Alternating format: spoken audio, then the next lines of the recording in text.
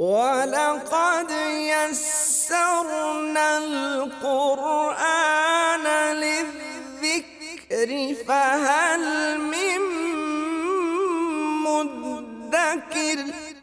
السلام علیکم ورحمۃ اللہ وبرکاتہ۔ نحمدہ ونصلی علی رسولہ الکریم، اما بعد فاعوذ باللہ من الشیطان الرجیم، بسم اللہ الرحمن الرحیم۔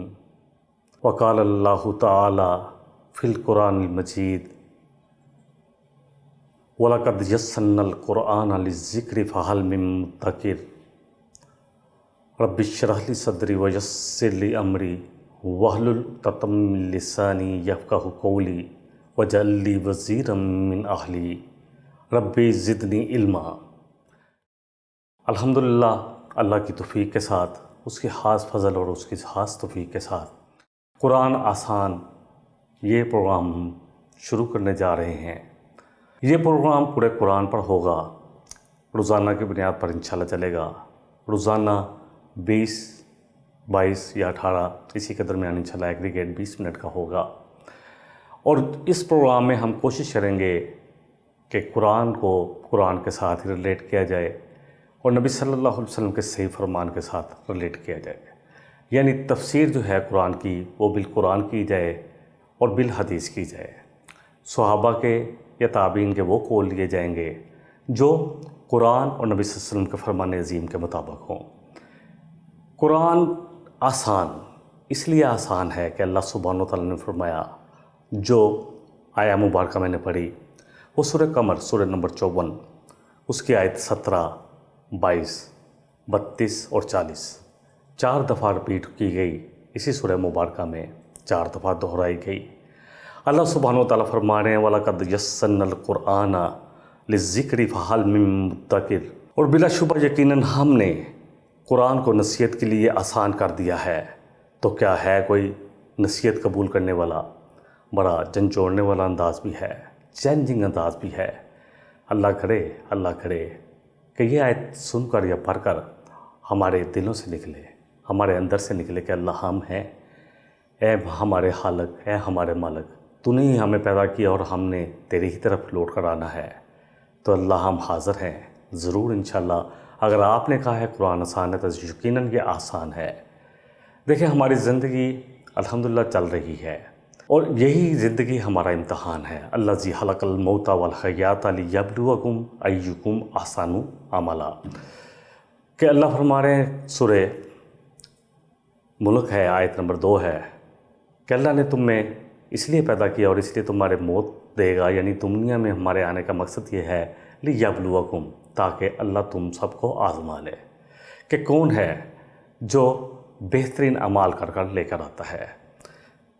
الحمدللہ ہمارے پاس ایک زندگی ہے، کس کو کتنی زندگی ملنی ہے یہ اللہ کو معلوم ہے۔ سال میں 365 دن ہیں، اور ایک دن میں تقریباً 1440 منٹ ہمارے پاس ہوتے ہیں، اس میں سے صرف 20 منٹ اس اللہ کی کتاب کو دے کر، اس پروگرام کو دیکھ کر، جو انشاءاللہ تعالیٰ ٹیلی کاسٹ جو ہوگا وہ تو انشاءاللہ تعالیٰ پیغام ٹی وی پر ہوگا، اور پھر اس کے بعد یوٹیوب پر اس کو پروگرام کو اپلوڈ کیا جائے گا۔ اس میں آسانی یہ ہے کہ جو بھی اس پروگرام کے ساتھ انشاءاللہ جڑیں گے، کیونکہ جوڑنا تو اللہ نہیں ہے، تو ان کو یہ لگے گا کہ آہستہ آہستہ قرآن واقعی آسان ہے، اور یہ میرا ذاتی تجربہ بھی ہے۔ میں نے 49 سال کی عمر میں، تقریباً 50-49 سال کی عمر میں قرآن شروع کیا۔ اس سے پہلے مجھے قرآن آتا ہی نہیں تھا پڑھنا، پڑھتا تھا بہت زیادہ غلطیاں، مطلب ایک آیت میں بھی 10 غلطیاں، اور ترجمے کا تو خیر سوال ہی نہیں پیدا ہوتا، وہ تو خیر دیکھ کے پڑھتے تھے۔ پھر اللہ سبحانہ وتعالیٰ کا خاص کرم ہوا، اللہ نے مجھے بہت کچھ دیا، مال و دولت، اولاد، سب کچھ ملا، الحمدللہ ثم الحمدللہ۔ لیکن سب سے بڑا اللہ کا جو فضل ہے یہ قرآن ہے۔ اللہ نے مجھے اس اپنی کتاب کے ساتھ جوڑ دیا۔ میں نے کبھی سوچا بھی نہیں تھا کہ میں قرآن پڑھاؤں گا، لیکن الحمدللہ ابھی یہ 2014-15 سے جب شروع کیا، پھر سیکھنا شروع کیا، اور الحمدللہ ایک قرآن اپنے گھر میں مکمل کر چکا ہوں، ترجمے اور تفسیر کے ساتھ۔ کیونکہ میں ایک بزنس مین ہوں، تو مارکیٹ میں جہاں پہ مسجد میں جاتا تھا وہاں پر ایک قرآن مکمل کیا، الحمدللہ ثم الحمدللہ۔ اور پھر ایک کرونا کے دنوں میں، کیونکہ 2019 میں یہ سب مکمل ہوئے، 2020 میں پھر کرونا آ گیا، تو ایک قرآن میں نے آڈیو کی صورت میں مکمل کیا۔ اب یہ قرآن وہ جو آڈیو کی صورت میں نے مکمل کیا وہ 20 منٹ کا تقریباً اس کا روزانہ کا ٹرن اوور ہوتا تھا، اور 20 منٹ، اور الحمدللہ وہ تجربہ کافی میرے لیے آسان بھی رہا، تقریباً 3-3.5 سال لگے، اور الحمدللہ قرآن مکمل ہوا۔ اور اب صرف اللہ کی توفیق سے، اس کے کرم سے اور اسی کے رحم فضل سے، سب کچھ اسی کی طرف سے ہے۔ میں ایک لفظ بھی نہیں پڑھا سکتا، نہ پڑھ سکتا ہوں اگر اللہ نہ چاہے۔ اب یہ قرآن شروع کرنے جا رہے ہیں کیونکہ اللہ سبحانہ و تعالیٰ نے میرے لیے اس قرآن کو آسان کیا ہے، اور میرا یہ اب فرض ہے کہ میں اپنے جیسے جتنے بھی لوگ ہیں جنہوں نے قرآن کو نہیں پڑھا، عالم نہیں ہیں، اور قرآن کو اگر پڑھتے ہیں تو صرف قرات کی حد تک، اس میں بھی شاید غلطیاں اور تجوید میں بہت ساری غلطیاں ہیں، ان کو بھی سمجھنا پڑے گا، لیکن اس کو سمجھنا کہ قرآن پڑھیں اور ان کو براہ راست قرآن سمجھ میں آئے، یہ بہت کم ہے۔ اسی لیے اللہ سے توفیق اور اللہ سے دعا بھی مانگی اور توفیق بھی مانگی کہ اللہ مجھے توفیق دے کہ اس کو آسان کر سکوں، جس طرح اللہ آپ نے میرے لیے آسان کیا ہے، اور میں کچھ بھی نہیں کر سکتا، لا حول ولا قوت الا باللہ، صرف ساری قوت، ساری توفیق، سب کچھ اللہ ہی کے پاس ہے، اللہ ہی کی طرف سے ہے۔ بہرحال اب شروع کرتے ہیں۔ آیت جو میں نے پڑھی اس میں بڑا جھنجھوڑنے والا انداز ہے۔ قرآن کیونکہ ہم شروع کرنے جا رہے ہیں، اس سے پہلے کچھ پروگرام ہم قرآن کے تعارف کے طور پر کریں گے تاکہ قرآن کو ہم دیکھیں، انٹروڈکشن ہو جائے ہمارا قرآن کے ساتھ کہ قرآن کیسے نازل ہوا، کہاں تھا، پھر کیسے کیسے نازل ہوتا رہا، کتنے عرصے میں نازل ہوا، قرآن میں کتنی صورتیں ہیں، کتنے رکوع ہیں، کتنی آیات ہیں۔ انشاءاللہ اس پر ہم تھوڑی سی مفصل بات کریں گے، قرآن کا ایجاد کیا ہے، سائنس اور قرآن کو بھی ریلیٹ کریں گے انشاءاللہ تعالیٰ، تو ہمیں سمجھ میں آئے گا کہ 1400 سال پہلے جو قرآن نازل ہوا، آج وہ ساری باتیں ایک ایک کر کر سچ ہو رہی ہیں، کھل کر سامنے آ رہی ہیں۔ قرآن کہاں ہے؟ اصل میں قرآن کہاں تھا اس لیے نہیں بولا کہ قرآن، اصل قرآن جو ہے وہ وہاں پر ہے جہاں اللہ نے لوح محفوظ میں رکھا ہوا ہے۔ ہمارے پاس جو ہے اس کی مصدقہ کاپی ہے جو ہم تک پہنچی، جس کو کتابی شکل میں کیسے دیا گیا، کس نے کیا یہ کام کہ اس کو کتابی شکل میں، اور پھر کس نے یہ کام کیا کہ اس کو ایک قرات پر لوگوں کو اکٹھا کیا۔ انشاءاللہ یہ ہمارے پروگرام آپ جب دیکھتے رہیں گے تو ان تمام سوالوں کا آپ کو جواب ملتا رہے گا۔ سب سے پہلے قرآن کہاں ہے؟ اصل قرآن جو اس کی مصدقہ کاپی تو ہمارے پاس ہے، اصل قرآن کہاں ہے؟ سورہ بروج سورہ نمبر 85 ہے، آیت 21 اور 22 میں اللہ فرما رہے ہیں، بل ہوا قرآن مجید، بلکہ یہ قرآن تو بہت بزرگ، بڑا عزت والا ہے، اللہ اکبر، فی لوح محفوظ، اور کہاں پر ہے؟ لوح محفوظ میں۔ لوح محفوظ اللہ کا خاص کتاب وہاں پر ہے، بلکہ یہ قرآن بڑی شان والا ہے، لوح محفوظ میں ہے، اللہ سبحانہ وتعالیٰ فرما رہے ہیں۔ اسی طرح سورہ زخرف کی آیت نمبر 4 میں، سورہ نمبر 43 ہے، اللہ سبحانہ وتعالیٰ فرما رہے وَإِنَّهُ فِي أُمِّ الْكِتَابِ، بے شک یہ قرآن ام الکتاب میں، یہ اصل کتاب میں پڑا ہے، لدینا لعلی حکیم، ہمارے پاس ہے، بڑا حکمت والا، بڑا بلند۔ سورہ الواقعہ میں اللہ سبحانہ وتعالیٰ اس طرح فرما رہے ہیں، سورہ الواقعہ سورہ نمبر 56 ہے، آیت 77 سے 80 تک، 4 آیات میں اللہ فرما رہے ہیں انہو لقرآن کریم، بلا شبہ وہ قرآن ہے بڑا عزت والا، فی کتاب مکنون، ایسی کتاب میں جو سب کو نظر نہیں آتی، ایک چھپی ہوئی کتاب جو سب کی نظروں میں نہیں ہے، لوح محفوظ اللہ کے پاس ہے۔ لا یمسہ الا المطہرون، اس کو نہیں چھو سکتے مگر وہ جو فرشتوں میں بھی بہت پاک پاس فرشتے ہیں، اللہ اکبر۔ تنزیل من رب العالمین، نازل کرتا ہے تمام جہانوں کے رب کی طرف سے۔ قرآن کیسے اور کب نازل ہوا؟ اب یہ سوال ہم سب جو اہل قرآن ہیں، جن کے شرط ہے مسلمان ہونے کی کہ قرآن پر ایمان لایا جائے کہ یہ اللہ کی کتاب ہے اور ہر قسم کے شک و شبہ سے بالا تر۔ قرآن کیسے اور کب نازل ہوا؟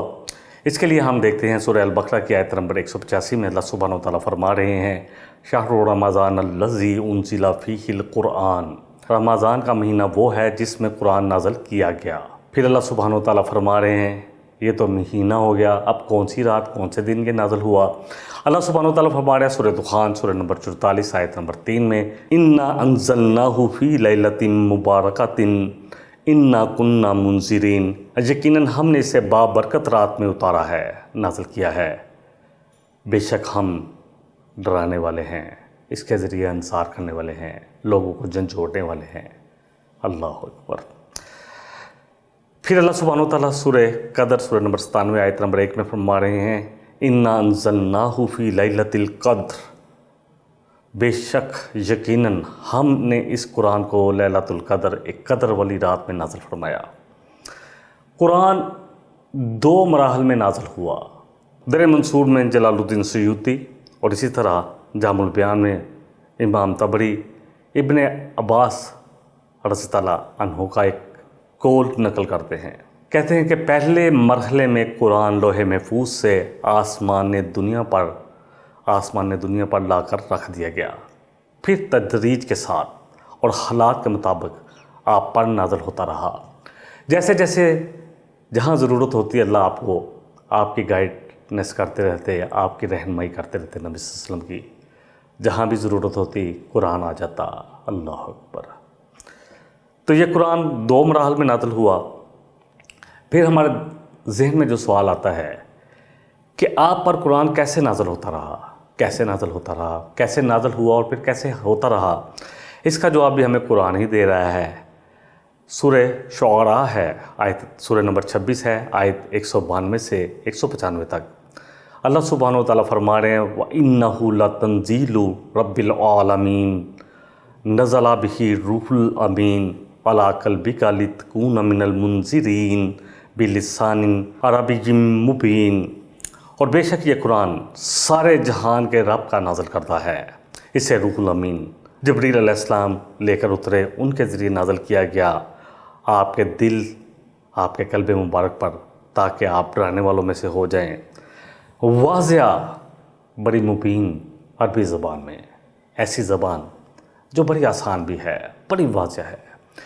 یہ زبان اتنی آسان ہے، جب آپ پڑھیں گے عربی جو عرب بولتے ہیں، جو زبان عرب بولتے ہیں، وہ تو آپ کو تھوڑی سی ڈیفرنٹ لگے گی، لیکن یہ اتنی سادہ، اتنی خوبصورت زبان میں قرآن اترا ہے، اتنی واضح زبان میں کہ تھوڑا سا اگر انسان اس کو تھوڑا سا سمجھ لے، انشاءاللہ ہم کچھ علامات کے ذریعے، بہت کم گرامر کا حصہ ہوگا اس میں، قرآن کو، اور انشاءاللہ تعالیٰ ہر لفظ کو ہم اس کا مادہ یعنی روٹ ورڈ بھی دیکھیں گے کہ لفظ کیسے نکلا، پھر ہمیں پتہ چلے گا کہ یہ تو 90 سے 95% تک لفظ وہ ہیں جو ہمارے اردو میں بولے جاتے ہیں، وہی روٹ ورڈ ہے، اسی سے لفظ بنا ہوا ہے۔ الحمد کا لفظ جب آتا ہے، جب ہم سورہ فاتحہ پڑھیں گے تو حمد اس سے بھی آتا ہے، محمد بھی ہے، محمود بھی ہے، احمد بھی ہے، یہ سب روٹوں کا جو مادہ ہے، یہ سب ناموں کا جو مادہ ہے، ان تمام جتنے بھی کلمات میں نے بولے، نام جتنے بھی بولے، ان کا مادہ جو ہے ایک ہی ہے، ہا میم دال، حمد، یہی مادہ ہے۔ بہرحال انشاءاللہ آہستہ آہستہ ہم اس کو سمجھیں گے۔ اب قرآن آپ پر کیسے وحی ہوتا رہا؟ آخر قرآن جبریل علیہ السلام لے کر اترتے تو کیسے آپ پر وحی کیسے کرتے؟ کبھی کبھی تو جبریل علیہ السلام ایک انسان کی صورت میں آتے اور جو کہتے، آپ کو جو پڑھاتے آپ پڑھتے ان کے ساتھ ساتھ، اور پھر آپ کو سب کچھ یاد ہو جاتا۔ کبھی وحی کی ایک دوسری صورت ہوتی کہ گھنٹیوں کی صورت میں آتی، اور یہ وحی آپ پر بڑے سخت ہوتی، اور پھر جو اللہ آپ کے قلب مبارک پر القا کرنا چاہتے وہ ہو جاتا۔ اس کے بارے میں بھی ہم قرآن سے مدد لے لیتے ہیں۔ سورہ شورا ہے، سورہ نمبر 42 آیت 51۔ اللہ ہمارے وما کان لبشر ان یکلمہ اللہ الا وحیا او من وراء حجاب۔ کسی انسان کی یہ طاقت نہیں کہ اللہ تعالیٰ اس سے کلام کرے مگر وحی یا پردے کے پیچھے سے، او یرسلا رسولا ویوحی باذنہ ما یشاء، یا اس کے پاس اپنا کوئی فرستادہ رسول، یعنی جو پیغامبر ہے، جو طرح انسانوں میں پیغامبر ہیں اسی طرح پیغام پہنچانے والے فرشتوں میں سے بھی ہیں، وہ بھیجے، پھر وہ اپنے حکم سے جو چاہے وحی کرے۔ یعنی اللہ سبحانہ و تعالیٰ جس طرح چاہتے ہیں یہ وحی کر سکتے ہیں۔ وحی کے 3 طریقے جو نبی صلی اللہ علیہ وسلم کے ہیں، جو آپ پر وحی ہوتے رہے، انشاءاللہ تعالیٰ اس کو ہم آگے جا کے حدیث سے بھی سمجھیں گے۔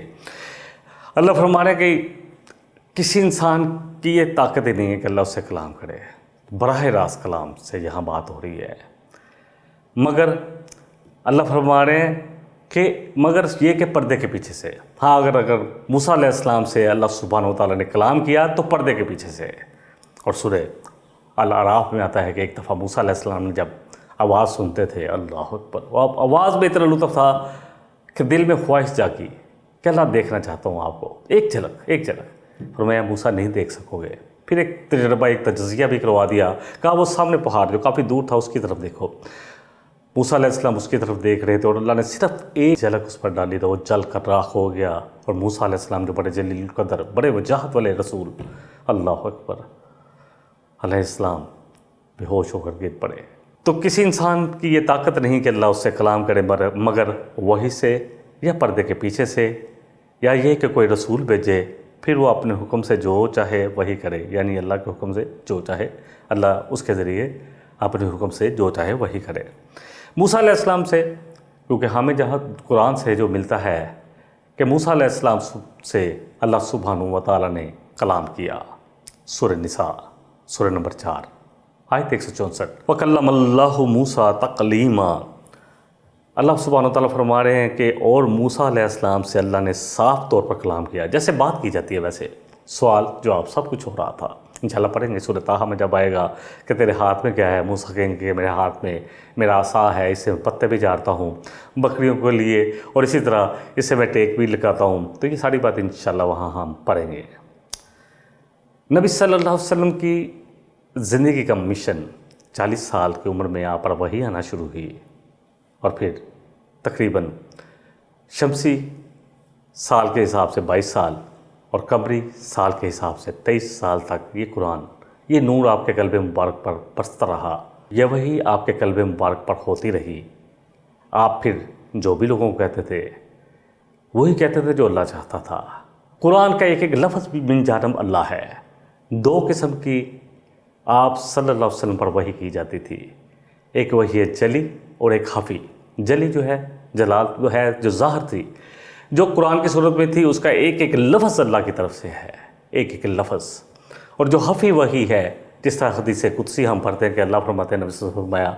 اب وہ نبی صلی اللہ علیہ وسلم یا دوسری حدیث جتنی بھی آپ نے بولی، جو بھی بولتے تھے اللہ کی مرضی سے بولتے تھے. تو وہ جتنی بھی وحی آپ کی طرف کی گئی 2 شکلوں میں ہیں، بس اس کو آپ یاد کر لیں. ایک وحی جلی ہے جو قرآن کی صورت میں ہے، جس کا ایک ایک لفظ بھی اللہ سبحانہ و تعالیٰ کی طرف سے ہے. اور ایک خفی جو اللہ آپ کے دل پر کوئی خیال، کوئی چیز ڈال دیتے، پھر اس کو آپ اپنے الفاظ میں ادا کرتے ہیں. تو یہ قرآن کے متعلق اللہ سبحانہ و تعالیٰ فرما رہے ہیں. اللہ اکبر. سورہ نجم ہے، سورہ نمبر 53، آیت 3. وَمَا يَنْطِقُ عَنِ الْهَوَىٰ. اور وہ اپنی خواہش سے تو بات نہیں کرتا، کوئی بات نہیں کہتے نبی صلی اللہ علیہ وسلم اپنی خواہش سے. ان ہوا الا وحی یوحا.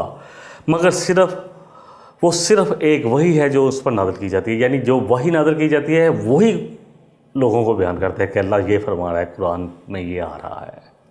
اس کے بارے میں اللہ اکبر، تورات میں ابھی تک بھی انہوں نے بہت کوشش کی کہ نبی صلی اللہ علیہ وسلم کی نشانیاں تمام مٹا دے کسی طرح. بہت ساری تحریفات تورات میں ہی، لیکن ابھی تک بھی تورات میں موجود ہے کہ موسیٰ علیہ السلام نے کہا تھا کہ اللہ سبحانہ و تعالیٰ فرماتا ہے کہ میں تمہارے بھائیوں میں سے، اللہ اکبر، کن کو خطاب تھا؟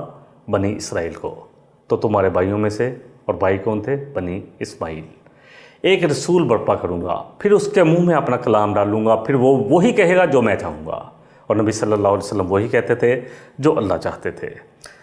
سورہ حشر کی آیت نمبر 21 میں آتا ہے، سورہ نمبر 59 ہے. اللہ فرمانے لو انزلنا ھذا القرآن علی جبل لرأیتہ خاشعا متصدعا من خشیۃ اللہ وتلک الامثال نضربها للناس لعلہم یتفکرون.